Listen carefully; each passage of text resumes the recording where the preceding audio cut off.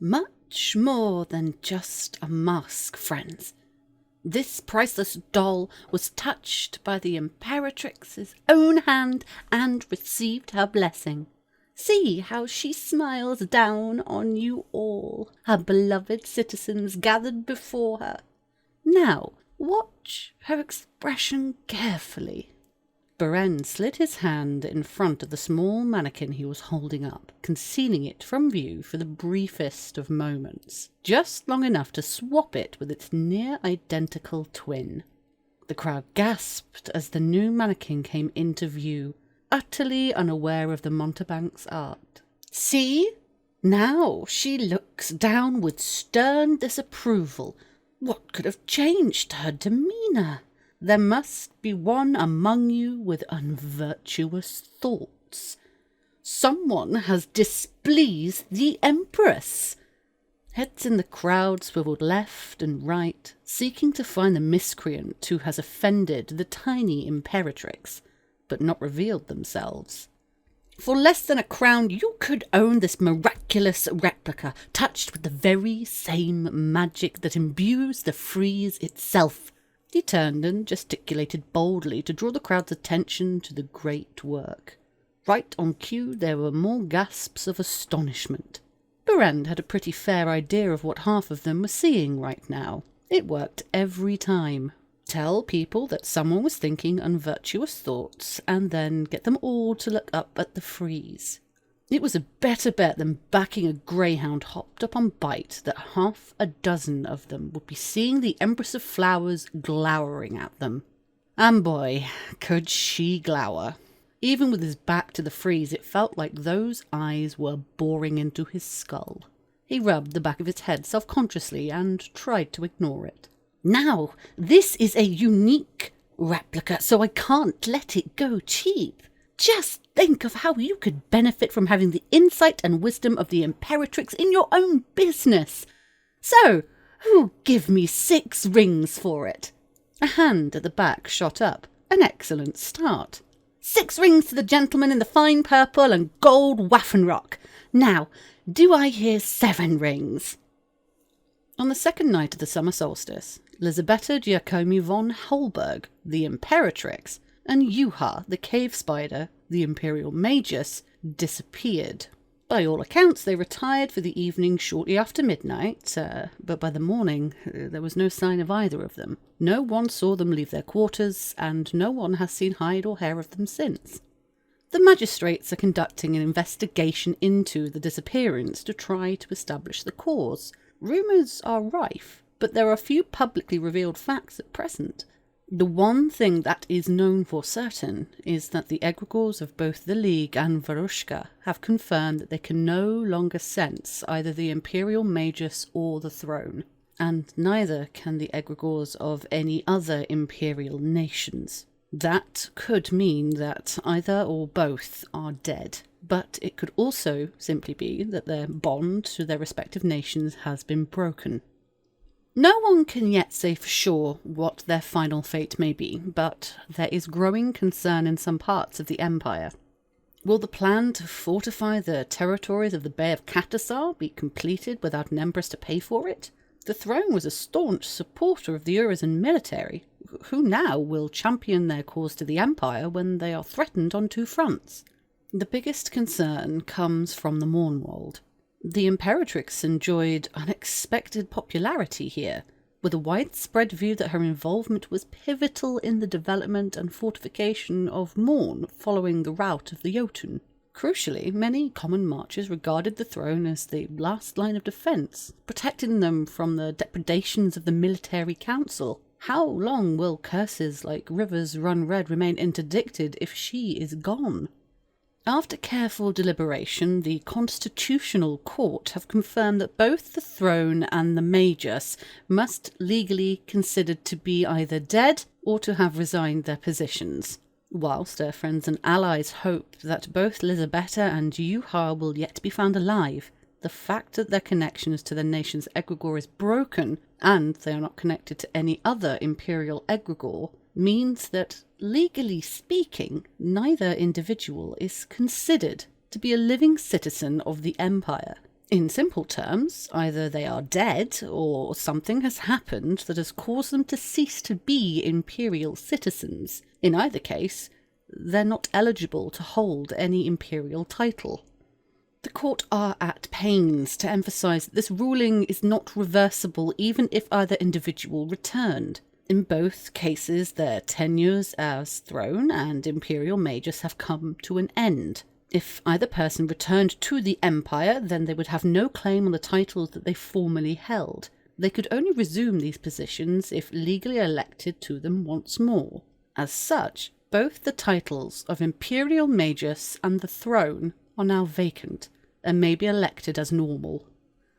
With confirmation of the end of the reign of Imperatrix Elisabetta, thoughts are already turning to her legacy. Although there's no body, some consideration must be given to a tomb or memorial, what form it'll take and, perhaps more importantly, where.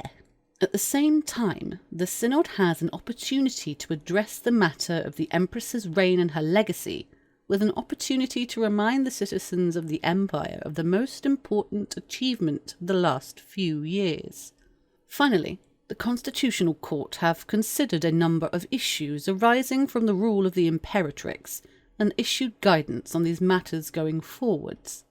By tradition, the bodies of those who have occupied the throne are interred in tombs constructed in the necropolis, the legendary resting place of the greatest heroes of the Empire. In this case, a tomb may not be entirely appropriate.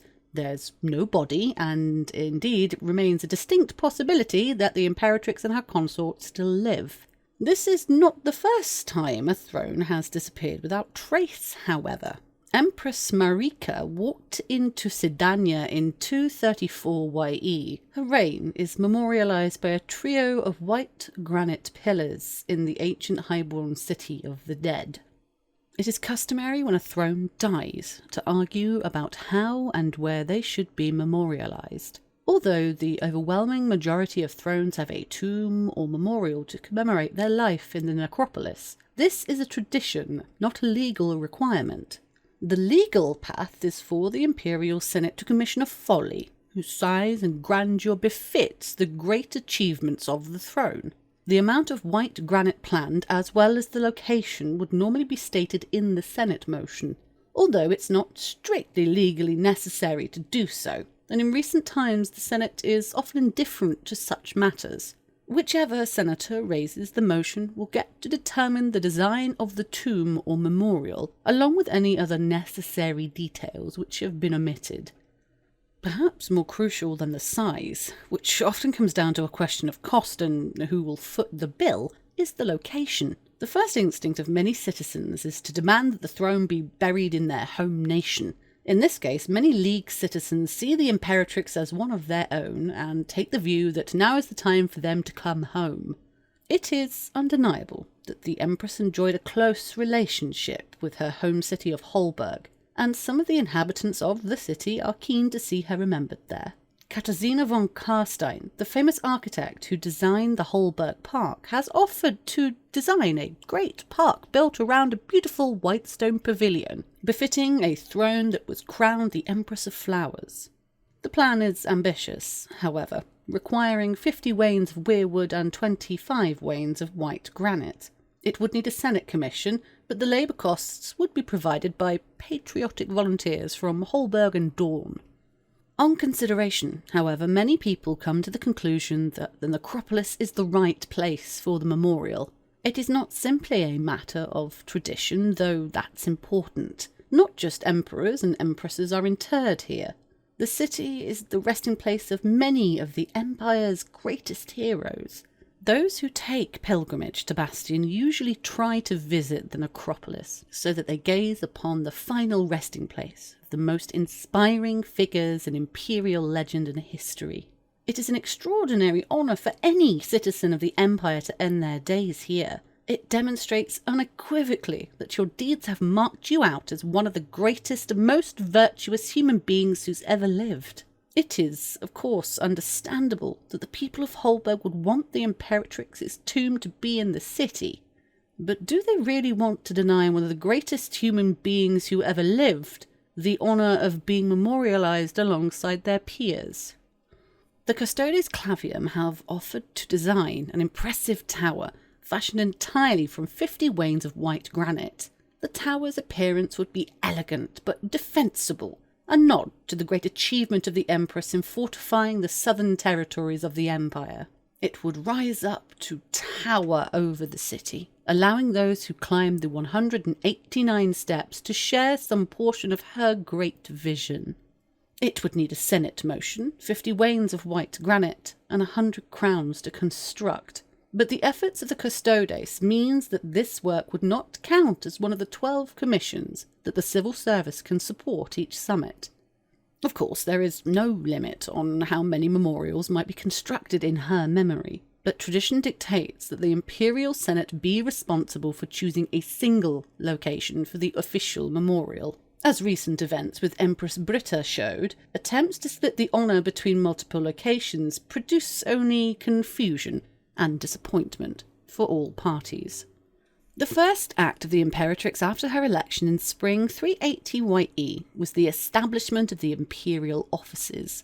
The Empress's stated motivation for founding the Imperial Offices was to ensure a single central location at Anvil, where citizens with knowledge pertinent to the throne's responsibilities could share that information with those who needed to use it. In practice, the offices saw widespread use by the Assembly of the Nine, the Imperial Consul, and the ambassadors, and a number of other prominent citizens and title holders who were close to the throne. As things stand, if a new throne were elected, then they would assume responsibility for the offices and be the beneficiaries of the support that they provide. In the absence of a sitting throne, it's less clear what function the offices will serve, though it is clear that they could continue to provide an important location for the cardinals, ambassadors, and others to carry out their business. Since the offices were established by a Senate motion, they can only be formally disestablished by an act of abrogation by the Imperial Senate. Legally, that means that the offices will continue to endure in perpetuity, unless the Senate chose to abolish them. However, the civil service note that there is only very limited space in Anvil. At present, the two viable locations are taken by the Imperial Offices and the Anvil Library. While the offices continue to serve as an important meeting place for notable citizens, then the offices will remain in their current location. If it becomes clear that usage of the offices has significantly declined in the absence of the Imperatrix, then they will be moved further from their current privileged location in the centre of Anvil. As the Imperial offices developed in importance, the Imperatrix appointed a number of citizens to act as her chamberlains. As of spring 382 YE, the two senior advisors were Master Chamberlain Severin Teilhard von Holberg of the League and Madame Chamberlain Kalua Itzepainen of Wintermark. These de facto titles were not created by Senate motion, so they have no formal legal powers and are not considered imperial titles. Nonetheless, the Chamberlain of the Imperial Offices was an important position in practice and played a significant role in the business of the Empire. During the Imperatrix's reign, the Chamberlain played a decisive role in examining Senate motions before they came to the floor of the Senate, seeking to ensure alignment with the Imperatrix's desire to benefit the Empire overall. One option that the Imperial Senate could take to ensure the viability of the Imperial offices and continue the Imperatrix's legacy is to consider making the Chamberlain an imperial title. The Chamberlain could serve the throne when appointed, or it could offer advice and support to the Senate during an interregnum. There are a number of legal powers that might be relevant to the title, depending on what responsibilities, if any, the Senate sought to give to the position. The most obvious would be to make the Chamberlain a member of the Senate, but that would require the removal of an existing member first, and ratification. Given the existing history of the position, it would be appropriate to give the title responsibility for imperial offices. This would clarify the existence and purpose of the offices in the absence of a throne. The Imperatrix's reign was punctuated by many important achievements. She was a noted constitutional scholar whose studies of imperial governance led her to create the imperial offices and appoint chamberlains to help improve administration of the empire. She was clearly driven by strong humanitarian impulses. She used her Ascension address to instruct citizens to seek out ways to reduce the blood price of the Empire's wars, resulting in the development of new strategies of war intended to minimize the loss of life. Although the negotiations were carried out by Yanthe Ravenswatch and Esker Crowspeaker, it is impossible to imagine that the Liberty Pact could ever have been signed without the active support of the throne. It is impossible to list every significant development of her reign, but just as her ascension to the throne brought an opportunity to focus minds and encourage civic duty, so the end of her reign presents a similar chance. If the General Assembly of the Imperial Synod can agree a statement of principle that clearly identifies what Empress Lisabetta's greatest accomplishment was and why, with a greater majority, then that message will be communicated to every congregation in the Empire. Citizens will take that message on board and seek to emulate the example set by the Imperatrix. It is impossible to know what the outcome will be. That will depend utterly on whatever achievement the Synod chose to single out and why, but it will create an opportunity to capitalise on her deeds, provided the statement is clear and well-focused. For the sake of clarity, any such statement of principle should begin with some version of "the greatest achievement of Imperatrix Lisabetta was." If the General Assembly cannot agree on what her single greatest accomplishment was before the end of the next summit, or if they pass a statement that lists multiple different accomplishments, then this opportunity will be lost.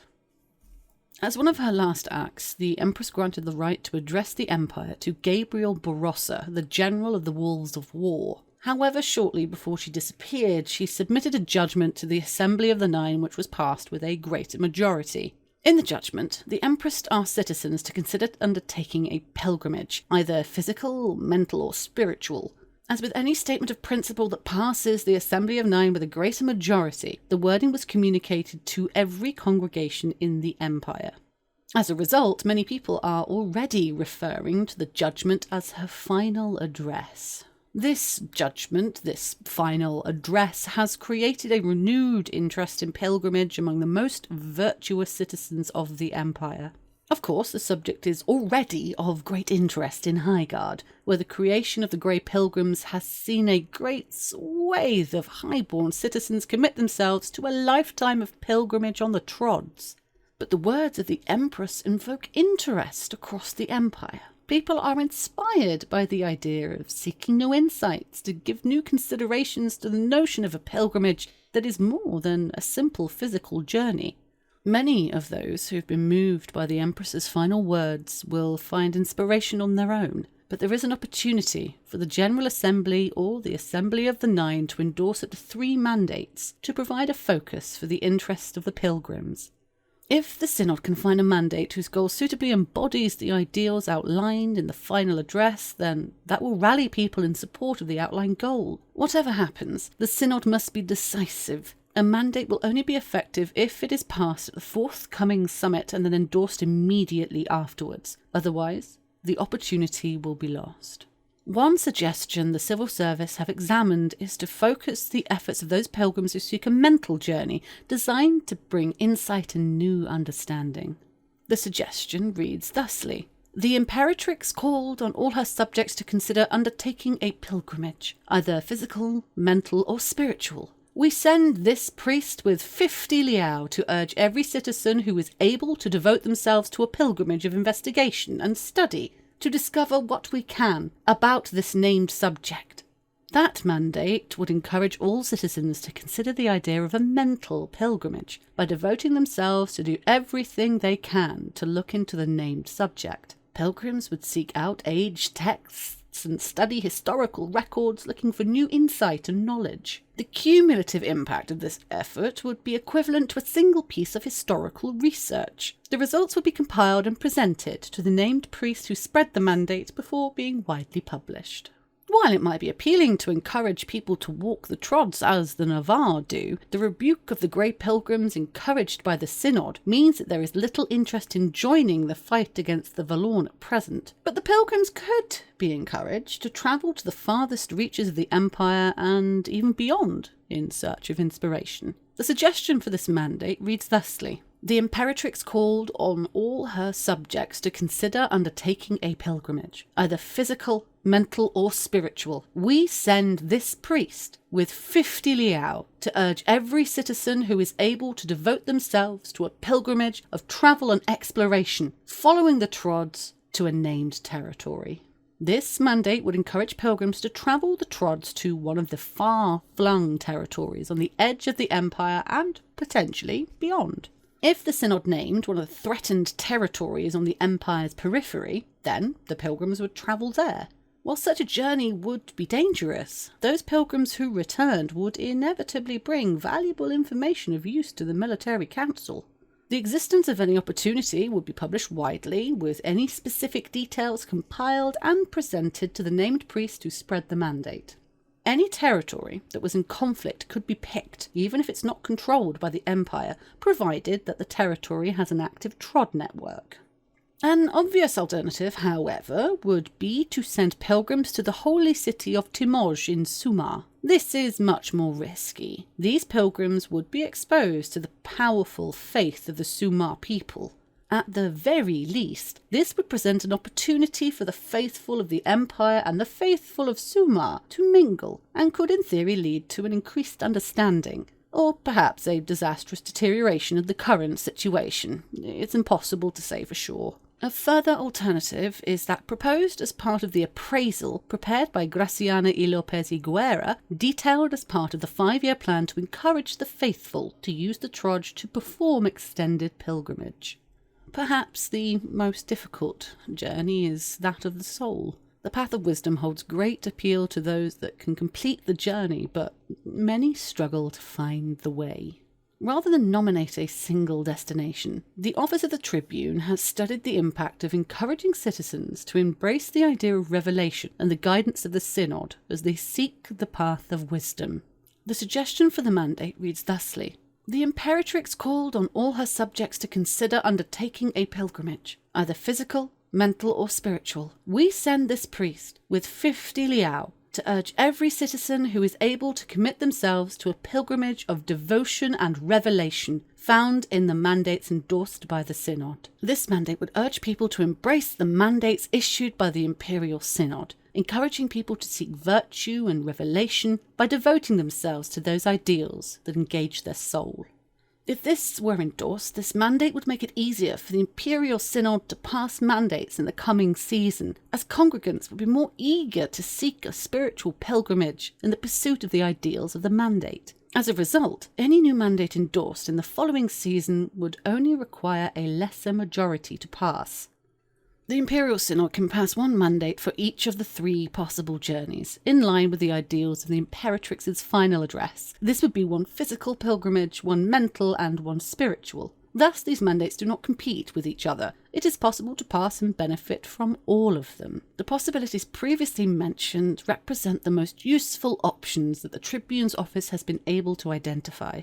But others doubtless exist. Any new mandate would automatically compete with the equivalent mandate listed above. That means a mandate giving focus to a physical pilgrimage would compete with one listed for the journey of the body. A mandate giving focus to a spiritual pilgrimage would compete with the one listed for the journey of the soul. The civil service believe it is possible that one or more of these mandates could lead to further opportunities for lasting effects if they were endorsed. As ever, with spiritual matters, their reliable predictions are very difficult. But each of the mandates could lead to an opportunity to commission a memorial to the Empress that would encourage further pilgrimages of that kind in the future. What they can say for certain is that the more respect shown to the Empress, the greater the effort to immortalize her memory, the more likely people are to emulate her words. The strange events surrounding the disappearance or death of the throne and the Imperial Magus have led a number of citizens to suggest that the virtue of one or both figures should be carefully weighed by the Synod to see if they have met one or more of the signs of the Paragon and the Exemplar. There are unconfirmed reports that the Empress and the Imperial Magus embarked on a strange magical quest to the dreamscape in search of wisdom, guided by the enigmatic Varushkan magician Simargl, the Empty One. However, there's a growing number of people who have a much more simple explanation for the overnight disappearance of the Empress and her consort, that together they've achieved liberation.